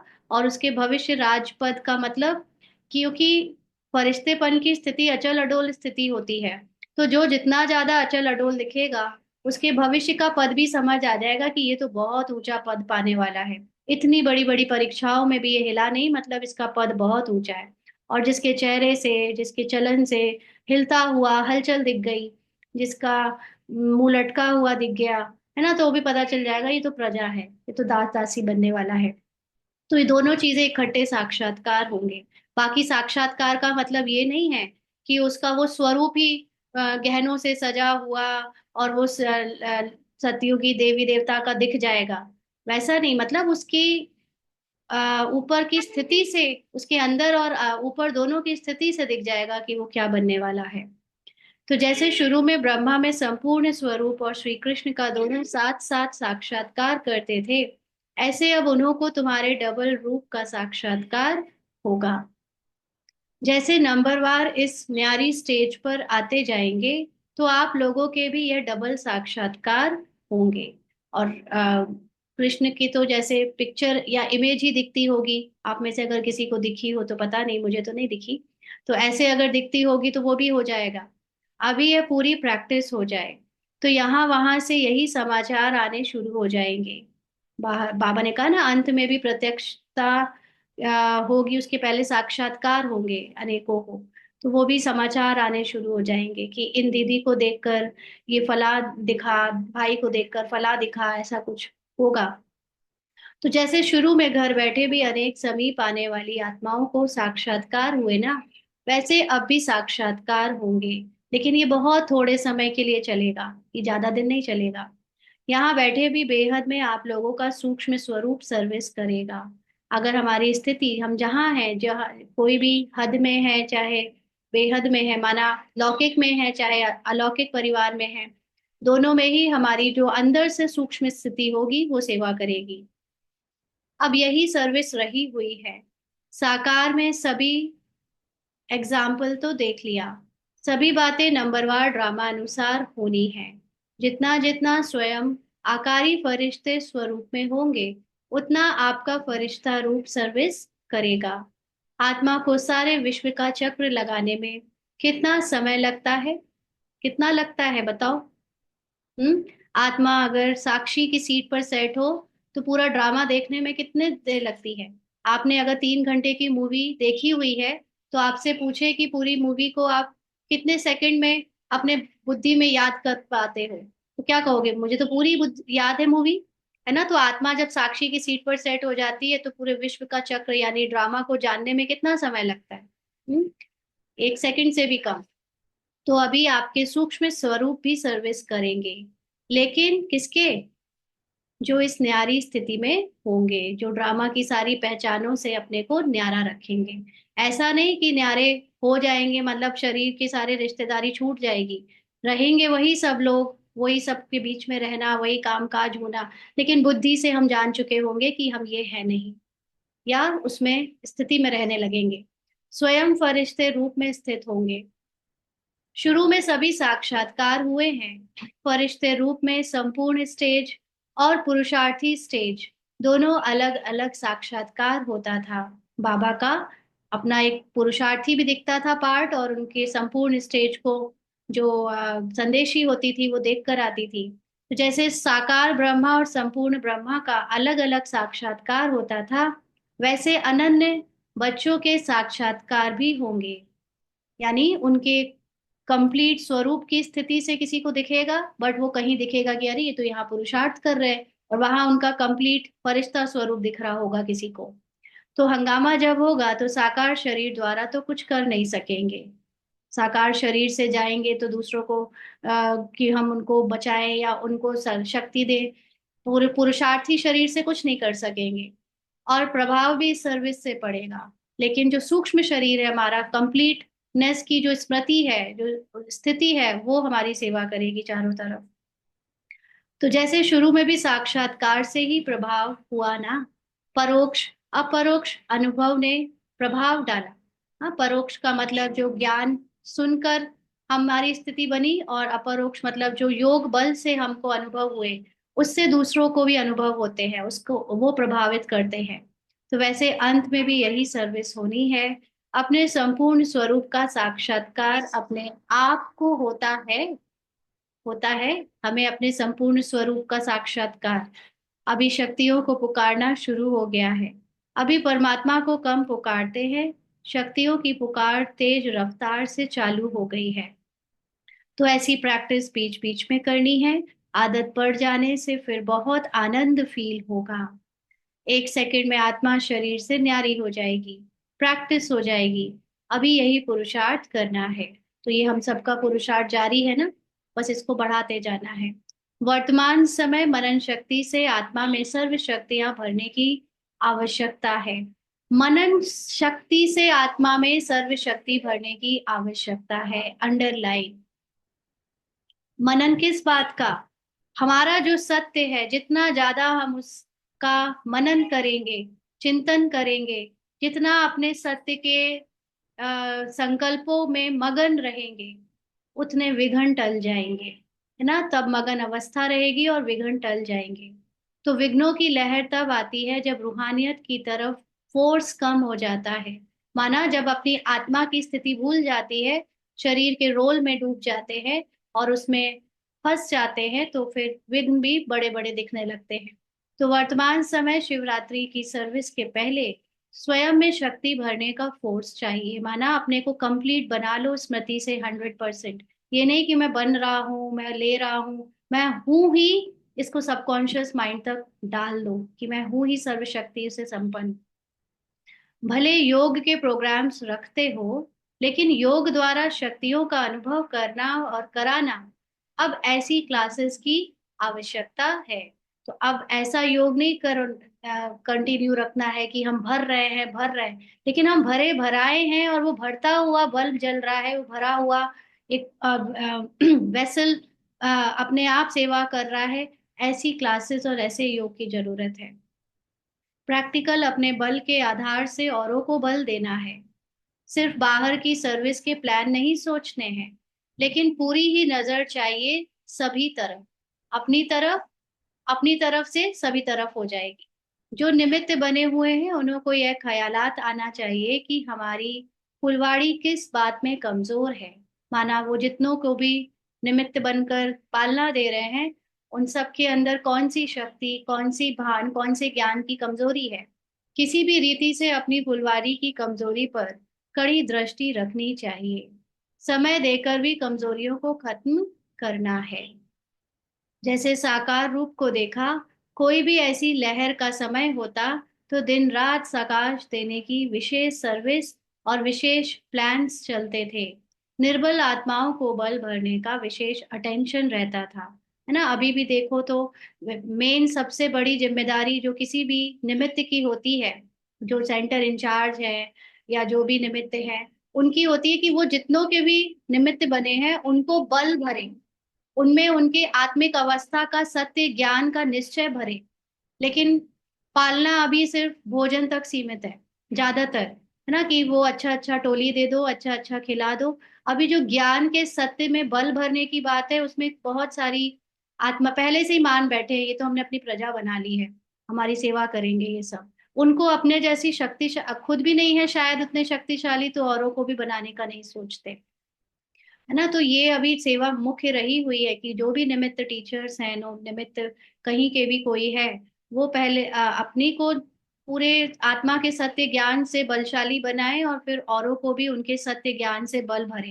क्योंकि इन्हीं सबको तो सेवा करनी है, बाकी सब उनके जितने भी चारों तरफ लोग हैं। तो जब खुद ही कमजोर होंगे, खुद ही हिल रहे होंगे, खुद ही भयभीत होंगे और अनेक कमजोरियों से ग्रसित होंगे, देहभान में होंगे, तो औरों को कैसे निकालेंगे। इसलिए सबको ये अभी करना चाहिए, औरों में बल भरने की विशेष अटेंशन रखना है, जिससे अनेक आत्माओं को अनुभव भी होता है। बाबा के समय बाबा ऐसा करते थे और उनको अनुभव भी होता था। रात रात को भी समय निकाल आत्माओं को साकाश भरने की सर्विस चलती थी। माना उनके सत्य प्रकाश में देखते थे तो जो आत्माएं बाबा के साथ अंग संग रहती थी, उनको ऑटोमेटिकली वाइब्रेशन से ज्ञान को धारण करने की शक्ति मिल जाती थी, अपने सत्य में टिकने की शक्ति मिलती थी ना। बाबा के समय में जैसे कोई मान लो कोई बच्चा ही है, कोई छोटी उम्र का, ढाई, जो बाबा के पास 150, 200, 250 बहनें माताएं थी, तो उनमें से किसी को अपने घर वालों की ही याद आने लगे। अब घर वाले पाकिस्तान में बैठे हैं और बाबा यहाँ मधुबन आ चुके हैं, तो फिर उसकी कमजोरी को दूर करने के लिए क्या किया जाए, तो बाबा उसको साकाश देते थे, उसके सत्य प्रकाश में देखते थे। तो उसके अंदर से जो मोह और ममता का या भय का वाइब्रेशन या अनुभव आता था, वो खत्म हो जाता था ना। तो बाबा इस तरह से सब आत्माओं को शक्तिशाली बनाया करते थे अपने टाइम पे। तो अभी विशेष साकाश देने की सर्विस करनी है, लाइट हाउस माइट हाउस बनकर ये खास सर्विस करनी है। तब चारों ओर लाइट माइट का प्रभाव फैलेगा। अभी यही आवश्यकता है। जैसे कोई साहूकार होता है तो अपने नजदीक संबंधियों को मदद देकर ऊंचा उठा लेता है, ऐसे वर्तमान समय जो भी कमजोर आत्माएं संपर्क और संबंध में हैं, उन्हों को विशेष साकाश देनी है। क्योंकि समय जब ऐसा आएगा कि चारों तरफ बहुत हलचल होगी, तो आप ही के साथ रहने वाले घर में, रिश्तेदारों में, पड़ोसियों में जो भी लोग होंगे, वो अंदर से बहुत डरे होंगे, बहुत विचलित होंगे, है ना, बहुत दुखी होंगे, अशांत होंगे। तो आपको उनको उनके सत्य में देखने का अभ्यास अभी से करना पड़ेगा, ताकि वो उस समय बहुत नेचुरली उनको उनके सत्य में देखना होता रहे और वो जल्दी जल्दी अपने इस कमजोरी से निकलते आए, उनको शक्ति मिलती जाए, कमजोर आत्माओं को बल मिलता जाए। तो ये साकाश देने की अभ्यास को अभी बढ़ाते जाना है। अच्छा, आज का वरदान है, हजार भुजा वाले ब्रह्मा बाप के साथ का निरंतर अनुभव करने वाले सच्चे स्नेही भाव। हजार भुजा वाले ब्रह्मा बाप के साथ का निरंतर अनुभव करने वाले सच्चे स्नेही भाव। वर्तमान समय हजार भुजा वाले ब्रह्मा बाप के रूप का पाठ चल रहा है। हजार भुजा वाले मतलब बाबा के हम सब हेल्पिंग हैंड्स हैं, राइट हैंड्स हैं। तो बाबा एक अकेला नहीं कर रहा है विश्व परिवर्तन, लेकिन हम सब के को अपना हैंड बना कर ये काम कर रहा है। तो जैसे आत्मा के बिना भुजा कुछ नहीं कर सकती, है ना, शरीर में अगर आत्मा ना हो तो हाथ नहीं हिल सकता, वैसे बाप दादा के बिना भुजा रूपी बच्चे कुछ नहीं कर सकते। कितनी भी अपने अंदर अगर हमें विशेषताओं का अहंकार हो गया हो, लेकिन अगर बाबा की शक्ति ना हो, बाबा हमारे बैकबोन बनकर ना करवाए, तो हम कुछ नहीं कर सकते। तो हर कार्य में पहले बाप का सहयोग। जब तक स्थापना का पाठ है तब तक बाप दादा बच्चों के हर संकल्प और सेकंड में साथ साथ है। इसलिए कभी भी जुदाई का पर्दा डाल वियोगी नहीं बनो। बाबा एकदम साफ साफ कह रहा है कि जब तक स्थापना का पाठ चल रहा है, बाबा का हर बच्चा, चाहे कितना भी वो पुरुषार्थ में कमजोर दिखे या शरीर के भान में भी कमजोर हो, लेकिन बाबा का अभी हर बच्चे को उसके संकल्प और सेकंड में जो एक एक सेकंड बीत रहा है, बाबा सबके साथ है। इसलिए कोई माया के संकल्प में ना डूब जाए कि बाबा तो मेरा साथ ही नहीं देता, बाबा तो मुझे शक्ति ही नहीं देता, बाबा मुझे शक्ति दो या मुझे मेरे साथ आओ। ये वियोगी नहीं बनो, बाबा कभी दूर गया ही नहीं। बाबा ये जुदाई का जो पर्दा हम डाल देते हैं कि कमी कमजोरी देखकर, ये माया की चालाकी है, उसको पहचानना है। बाबा हर समय साथ है, केवल हम भूल जाते हैं कि बाबा मेरे साथ है ना। तो प्रेम के सागर की लहरों में लहराओ, गुणगान करो, लेकिन घायल नहीं बनो। जब हम बाबा को भूल जाते हैं तो क्या हो जाता है, देह भान में आकर कमजोर हो जाते हैं, इसको कहेंगे घायल बन जाना। तो घायल नहीं बनो, बाप के स्नेह का प्रत्यक्ष स्वरूप सेवा के स्नेही बनो। तो चाहे कोई भी सेवा करो, स्थूल सेवा करो, मनसा वाचा कर्मणा कोई भी सेवा करो, चाहे मूल सेवा करो, लेकिन करो, है ना कोई सेवा में संगम युग में खुद को बिजी रखो। स्लोगन है, अशरीरी स्थिति का अनुभव व अभ्यास ही नंबर आगे जाने का आधार है। तो जो अभी हम बार बार अपने को आत्मा देह के भान से, देह की पहचानों से न्यारे करने का अभ्यास कर रहे हैं, ये जितना ज्यादा अभ्यास जो कर सकता है वो सबसे फर्स्ट नंबर ले सकता है। फिर ऊपर से इसका फर्क नहीं पड़ता कि सेवाएं आपके द्वारा निमित्त बनकर कितनी कराई गई या नहीं कराई गई, देह की, वाचा की, या कोई भी तरह की। मुख्य बात है अशरीरी स्थिति का अनुभव। ये सबसे ज्यादा जो करेगा वो आगे नंबर ले लेगा। और आज के अव्यक्त इशारे हैं, हर समय हर आत्मा के प्रति मनसा स्वतः शुभ भावना और शुभ कामना के शुद्ध वाइब्रेशन वाली स्वयं को और दूसरों को अनुभव हो। मन से हर समय सर्व आत्माओं के प्रति दुआएं निकलती रहे। मनसा सदा इसी सेवा में बिजी रहे, जैसे वाचा की सेवा में बिजी रहने के अनुभवी हो गए हो। अगर सेवा नहीं मिलती तो अपने को खाली अनुभव करते हो। ऐसे हर समय वाणी के साथ साथ मनसा सेवा स्वतः होती रहे। माना हमारे मन में दूसरों के प्रति सदा शुभ भावना शुभ कामना ही निकले। कोई कैसी भी बात पास्ट में हो चुकी हो, बीत चुकी हो, उसके संकल्प कितने भी हमको आकर परेशान करें, व्यर्थ के संकल्प चिंतन के रूप में, लेकिन आत्मा जब अपने सत्य में देखती है और उस सत्य को, उस आत्मा को भी उसके सत्य में देखती है, तो ये संकल्प जो व्यर्थ विकल्प संकल्प के रूप में आ रहे हैं, उससे भी वो उपराम हो जाती है, परे हो जाती है। तो नेचुरली उससे शुभ भावना और शुभ कामना के शुद्ध वाइब्रेशंस निकलते रहते हैं। तो अब वाचा में हम किसी के लिए अच्छा बोले या ज्ञान देकर उसको, उसकी सेवा करें, उसके साथ साथ संकल्प या अपनी स्थिति को भी हाईएस्ट कॉन्शियसनेस में रखें। मनसा सेवा ऑटोमेटिकली उससे होती रहेगी। ओम शांति।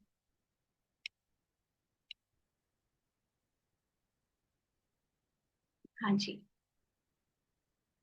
आज के बोले के पॉइंट सुनाएंगे अनम्यूट करके। ओम शांति दीदी। दीदी, आज बाबा ने कहा कि हमें हमेशा मतलब बाबा हमारे हर कर्म में साथ है, तो ये नहीं सोचना है कि जुदाई वाला पार्ट है, मतलब बाबा हमें साथ नहीं दे रहा या बाबा हमसे अलग हो गए, हम याद नहीं कर पा रहे। दीदी, इसमें मुझे एक चीज यहाँ कंफ्यूजन हो रही थी कि मैं पहले जहाँ मुरली सुनती थी ना ऑनलाइन, उन्होंने कहा था कि बाबा परीक्षा के समय आपका साथ नहीं देता, क्योंकि मतलब कोई टीचर एग्जाम हॉल में अगर साथ देगा आपका पेपर का क्वेश्चन सॉल्व करने में, तो वो तो फिर चीटिंग कहलाई ना। इसलिए जब पेपर आता है तो बाबा साथ नहीं देता। तो दीदी ये सही है ये बात या क्या? देखिए, बाबा आ, क्या है? मतलब क्या? बाबा बाबा है, बाबा को याद करना माना बाबा की नॉलेज को याद करना।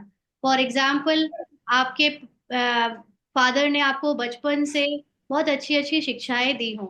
अब आप कहीं विलायत में या कहीं विदेश में या दूसरे शहर में गए, वहां पर कोई ऐसी परिस्थिति आई जहां पर आपको अपने पिता की शिक्षा याद आ गई, तो क्या कहोगे? मेरे पिताजी मेरे साथ है या नहीं है?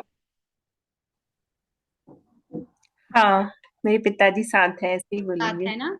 तो ऐसी परीक्षा के समय आप क्या करते हो? या तो देह भान में आ जाते हो, या ड्रामा की पॉइंट को याद करके, कोई बाबा के ज्ञान का पॉइंट याद करके उस परीक्षा को पार कर लेते हो। तो अगर आपने बाबा के पॉइंट को याद करके परीक्षा को पार कर लिया, मतलब बाबा साथ है ही ना। ड्रामा को भी याद किया तो भी ड्रामा किसने ओके दीदी। बताया था? बाबा ने तो बताया था, तो भी बाबा साथ है ही ना। उस तरह से जो दीदी ओके का दीदी, कहना थैंक है यू। वो भी गलत नहीं है। मतलब वो सफरिंग को बाबा खत्म नहीं करेगा। अगर उस हिसाब किताब में कुछ सफरिंग आनी है तो वो आएगी, लेकिन आप ज्ञान से उस सफरिंग से न्यारे हो जाओगे। तो बाबा साथ ही है ना, क्योंकि ज्ञान बाबा का था, है ना। तो धीरे धीरे और हमारी दीदी स्किल ऐसा होता है। समान बनती जाएगी, उससे पेपर दे अपने आप पास होते जाएंगे। और उसके पहले हमें बाबा को, अभी तक जैसे छोटे बच्चे थे तो बाबा को बुलाते थे, बाबा ये पेपर लो ही नहीं। तो बाबा कहीं कहीं पेपर लेता ही नहीं था, चलो छोड़ दो बच्चे को, अभी छोटा बच्चा है। लेकिन ऐसे होएगा नहीं कि हमेशा की पेपर हो ही ना, है ना। तो टीचर भी पढ़ा रहा है इतना, तो उसके एग्जाम्स भी तो लेगा। तो ऐसे समय पर बाबा की नॉलेज ही बाबा है। ठीक है, हाँ, क्या बोल रहे हैं? ओके दीदी, थैंक यू। जी, गरिमा सिस्टर। ओम शांति दीदी। आज बाबा ने पाप और पुण्य की गति समझाई है कि पाप क्या है, पुण्य क्या है। पुण्य है कि बाप को याद करना, यानी कि अपने सत्य में टिकना और दूसरों को भी उनके सत्य को याद दिलाना, हम्म। और सेंटर खोलना, दूसरों को ज्ञान दिलाना, ये भी पुण्य है। तो पाप क्या है कि व्यर्थ चिंतन और संग दोष में आकर पर चिंतन करना, ये पाप है। और पाप का 100 गुना दंड पड़ता है। हम्म। तो बाबा ने इससे बचने के लिए बोला है। जी, और कौन सुना रहा है? हाँ जी। कौन है इसमें? लेनोवो योगा टैब, जो भी है, बताएं। ओम शांति दीदी। दीदी जैसे सकाश देना है मुझे एक आत्मा को, वो लौकिक में बेटी है, यूएस में रहती है। उसको अभी स्टोन का प्रॉब्लम हो गया, 3 स्टोन है और साइज भी थोड़ा बड़ा ही है। तो उसका ऑपरेशन होने वाला। तो मुझे जैसे मुझे आत्मा को, उसको आत्मा के भानी सकाश देना, तो मैं कैसे दूं? पहली बात कि सकाश आत्मा के भान से नहीं दिया जाता। आत्मा को जब आप आत्मा रूप में देख रहे हो तो वही सकाश है। ये जो भी बीमारी, हलचल, परिस्थितियां आती हैं, वो किसको आती हैं? समस्याएं किसको आती हैं? रोल को आती है ना। शरीर। हाँ। शरीर को या रोल को आ रही हैं। तो पहली बात तो, साकाश कभी भी देह भान में दिया नहीं जाता। अभी जैसे आपने कहा आपको बेटी को साकाश देना है, तो ये तो बहुत गहरा देह भान है ना। तो ये आपके द्वारा साकाश जाएगी नहीं। दूसरी बात कि पहले तो सब कुछ भूलना होता है सकाश के लिए, कि मैं किसी की कुछ हूं। जब भूलोगे तब तो आत्मा में स्थित होगे।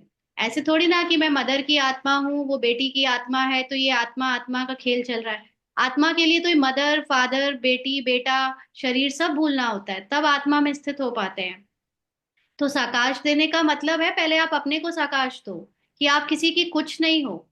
आप किसी की कोई मदर नहीं हो, आप शरीर नहीं हो, आप वो किसी की बेटी नहीं है, वो शरीर नहीं है। वो आत्मा है। उस आत्मा को क्या हुआ? वो तो एवर हेल्दी आत्मा है। शरीर में अगर कुछ पार्ट में कोई हलचल या कोई परिस्थिति या ऐसा सीन आया है, घटना आई है, तो ये आपके पुरुषार्थ को बढ़ाने के लिए आई है, कि आप उसको उसके सत्य में देखो। जब और उसमें उसके सत्य को देखने के पहले आपको खुद को खुद के सत्य में देखना पड़ेगा। तो अल्टीमेटली हमारे चारों तरफ जो भी लोग हैं, जिनके साथ कुछ भी हो रहा है, परिस्थिति या शरीर और कहानी में, वो हमारे आत्माभिमानी स्थिति को बढ़ाने के लिए हो रहा है। तो आप पहले अपने अंदर ये भान मिटाओ कि आप किसी की माँ हो और उस वो आपकी बेटी है। ये हटाओगे तो आप डिटैच हो जाओगे उसकी सफरिंग से। उसको शरीर में जो थोड़ा दर्द होगा, दुख होगा, तो पहले तो आप जब डिटैच हो, खुद शक्तिशाली हो, तब तो आप उसको शक्तियां भेज सकोगे, है ना। अभी खुद ही माँ बनकर बेटी को देख रहे हो और उसमें खुद ही को भान है कि वो को साका ऐसे नहीं होती साकाश। साकाश के लिए पहले आप अपने को सत्य में टिकाओ। आपका सत्य जब आपको याद रहेगा तो वो आपको एक आत्मा ही दिखेगी।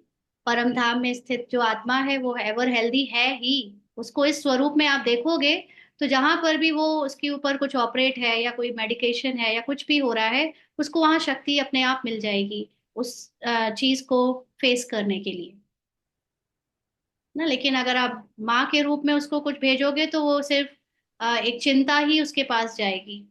उसके पास देहभान ही जाएगा। तो आप अपने देहभान से निकलो, तब वो अपने देहभान से फ्री होगी।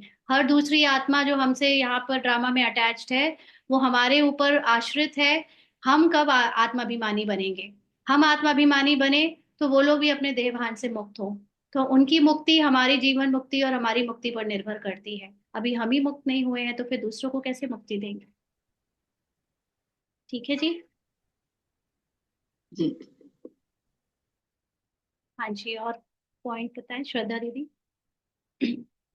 ओम ओम शांति। बाबा कहते हैं कि अगर हमको नंबर वन बनना है तो हजार भुजा वाले का मतलब ये होता है कि बाबा के हम मतलब हम है ये नंबर वन बनना है, तो हमें बार बार ये देह अभिमान से अपने को अलग रखना है। देह अभिमान रहेगा तो हम नंबर वन नहीं बन सकेंगे। तो हमें अशरीरी बनने का अभ्यास करना है, तब हम कहीं आगे बढ़ सकते हैं। हम्म, अशरीरी बनना। ठीक। ओम शांति। बाबा ने कहा कि जैसे पाप करते हो तो पाप का खाता बढ़ जाता है, पुण्य करते हो तो पुण्य का खाता बढ़ेगा। तो ये खाता बढ़ना तो दीदी रोल में है ना, क्योंकि आत्मा का तो कुछ घटता बढ़ता है ही नहीं, वो तो स्टिल जैसी है वैसी है। रोल और में जो तो है, अगर लेकिन आप अगर रोल के बढ़ती भान में रहोगे तो यही तो रोल के भान में फिर सफरिंग भी तो होगी ना आपको। तो इसी को तो कहेंगे पाप का खाता बढ़ गया। आपकी आपको अगर सफरिंग फील हो रही है, रहे आपको रोल की कोई भी बात परिस्थिति फील हो रही है, मतलब आपके पाप का खाता बढ़ा हुआ है, मतलब आपका देह अभिमान बढ़ा हुआ है। हम्म।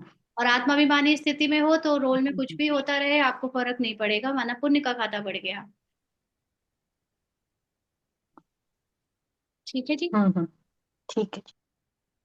हाँ जी, सुरेखा सिस्टर। ओम ओम शांति दीदी। दीदी जैसे आपने बोला कि शरीर में हलचल जब होती है तो ऐसे ही मेरे शरीर में भी कल एक हलचल हुई है। जैसे अभी जो 18 जनवरी का प्रोग्राम रहता है हर सेंटर में, तो मैं सेंटर की जाकर सेवा करती हूँ। तो जैसे मैं अभी गई नहीं सेंटर, ये मेरे को कुछ काम आ गया था बच्चों के साथ में, तो वहां चली गई तो मना कर दी सेवा के लिए।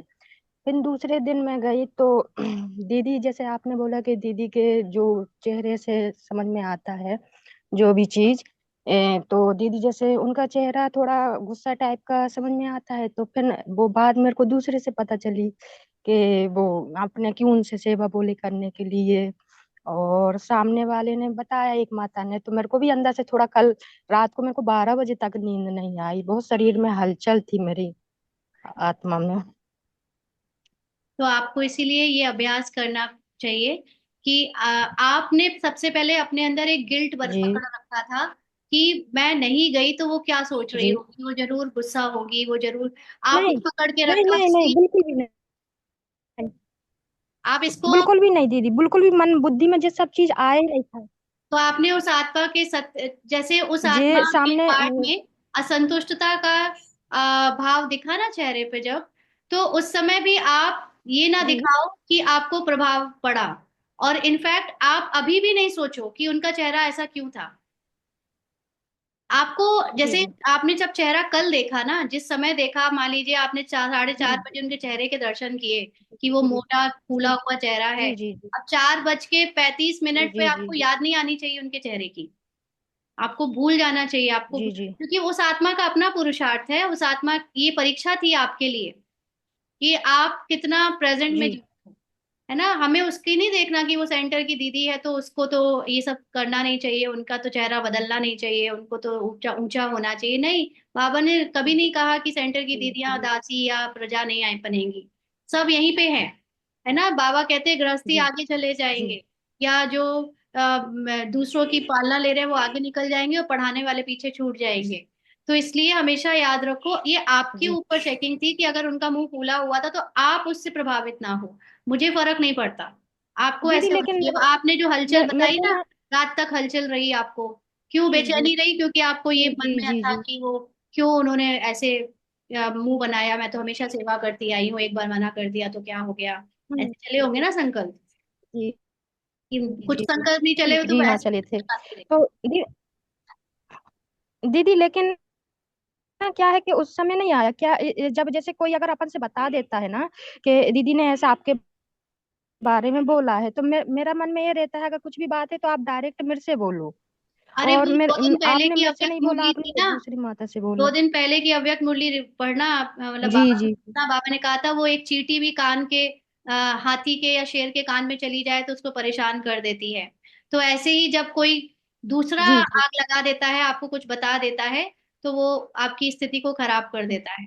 तो जी ऐसे जी समय पर जब आप को बता ही दिया, जी अब आप क्या करोगे? अब तो जा चुकी कान में बात और वो चित्त पे आ गई, तो आपको फिर इन संकल्पों से भी जी उपराम हो जाना है।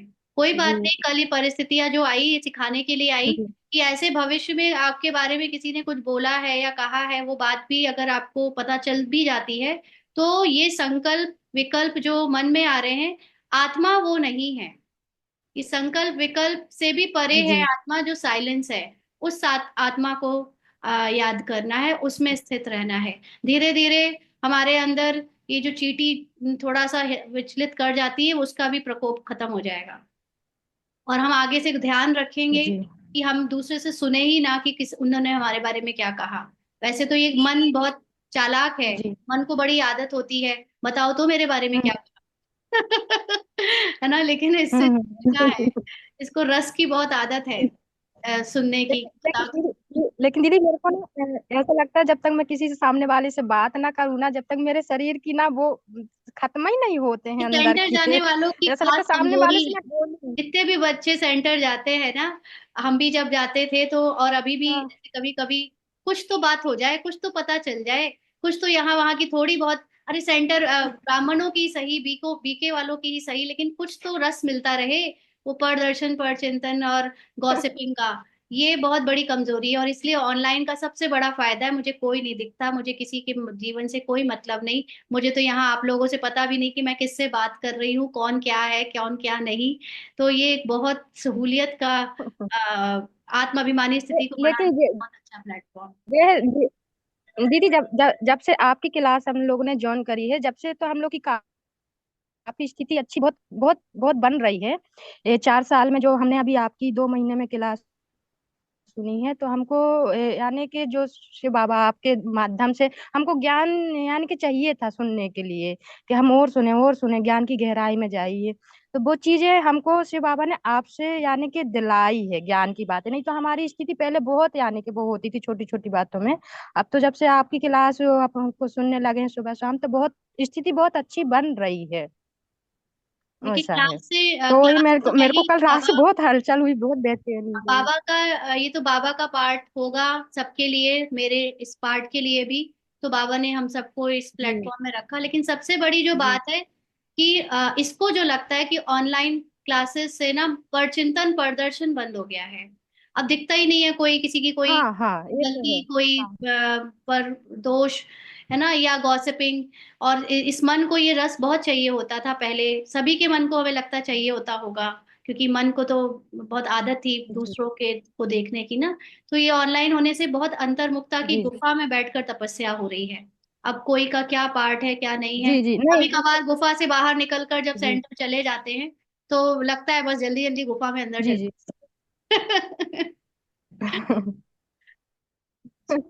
नहीं ये तो बात बहुत अच्छी है दीदी आपकी क्लास करने में स्थिति तो बनती है और हमारे बहुत क्यों का के शब्द खत्म होते हैं। बहुत, लेकिन कल रात को मेरी 12 साढ़े 12 मेरे को बहुत बेचैनी हो रही थी तो ये अंदर से, निकल बहुत जाने दो, ये बेचैनी। बेचैनी वही या इस बात है आप तरह कह की रहे भावना ना निकल रही थी, कचरा आपका निकल रहा था, ये जो कमजोरी थी जी ये फाइनली निकलने के लिए थी, इसलिए जी उसको जी। साक्षी होकर